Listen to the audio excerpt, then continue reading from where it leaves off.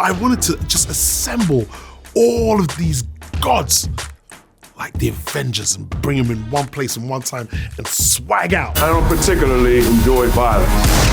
That being said, you are currently in company of extremely violent individuals. What was your first impression when you learned about exactly how bold your character's entrance was going to be? When Jeymes is telling you about his vision and what he plans to do, you know, there's a part of you that goes, we get to see that? We just haven't seen it before. Every single character to get that entrance. Me and Jeymes go back a long way, and we've been writing entrances for each other for ages, you know. I think I wrote him an entrance where he walks in with Jay-Z and he gets to, you know, be like, oh, Jay-Z's my, like, I'm not even joking. We've known each other since we were daydreaming these things into life, and here we are. It was surprising when I saw the actual film that the music choice, you know, with Fela Kuti in that moment, I was like, oh, you really took it there. Like, unapologetic. It was great. Every single one of these characters, when they appear, they appear.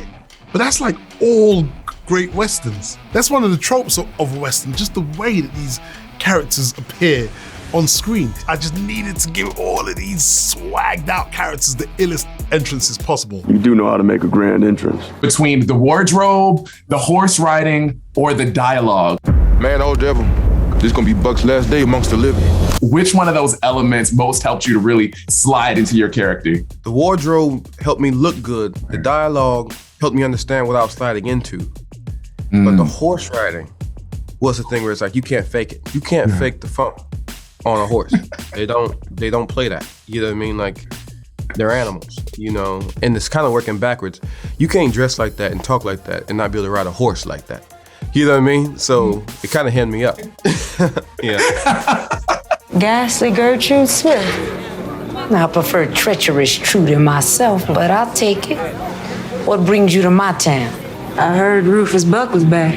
Generally, wardrobe is a big, important shift for me when I figure out a character, and I'm trying to figure out what is really the character and what do I feel good in. Much as the costume and the props and everything really did play a part to me, but my anchor was Jeymes Samuels. James's full vision was the draw. I made choices in this film that were directly a result of having a conversation with him. I would take it just even a step further, because while Jeymes was so clear about his vision, he welcomed and wanted us to make the characters ours. Where is it? Where is who? Your boss. My boss. Clearly, you don't know me.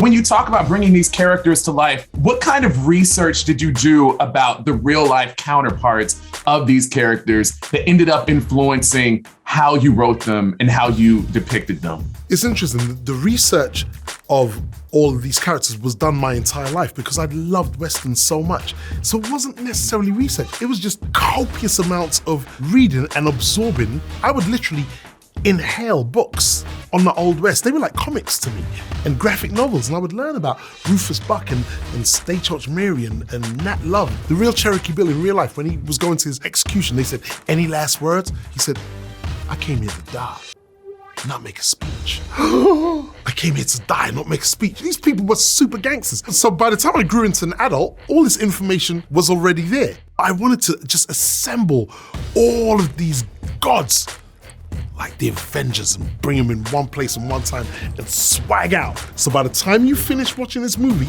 you know that people of color and women existed in the Old West as much as everyone else did, and they weren't subservient. And therein lies the harder they fall.